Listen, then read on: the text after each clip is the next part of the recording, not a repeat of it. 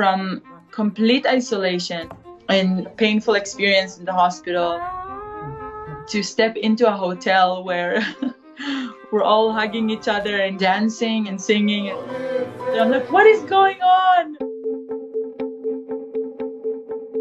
I was in the middle of a dream year. Make some noise for Noam Shuster! I received the fellowship from Harvard to work on my one-woman show, a political comedy that was supposed to be called Coexistence My Ass. Soundcheck at the Kennedy Center. And then, like everyone else, my emails became a cancellation festival.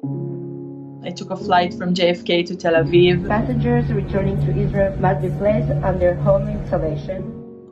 I came home straight into quarantine. 4 days later, I started developing symptoms. One day, I just fainted from lack of oxygen and difficulty breathing.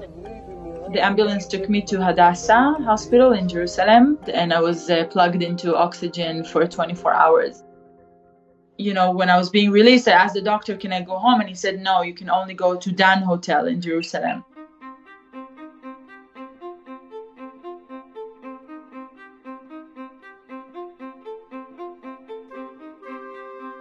I arrived to the hotel, and from the second you step in, that's it. You can't leave before you have 2 negative tests.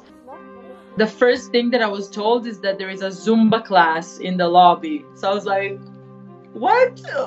Where am I? Giving you a special insider into the Corona Hotel Zumba class. There weren't planned activities. There were just people who were volunteering to do things. There was a guy who was doing yoga for us. There's a piano in the lobby, and there was always something around the piano. Always. And then I did 2 comedy shows. Noam Shuster! This show was more like a chaotic burst of comedic energy. I felt so tired, and it was hard for me to raise my voice and to amplify my voice.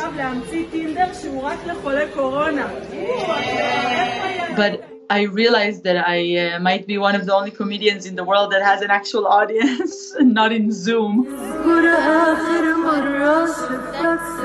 I'm usually a cynical person. I make comedy out of the fact that we don't get along here.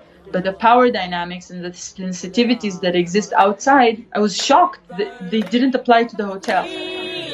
We had ultra-Orthodox people and secular people. We had Palestinians and Israelis. Different fragments of society that suddenly we all have a thing in common. We all got sick and we're all stuck in this hotel. It almost seemed like we were in a little bit of a bubble, a utopia.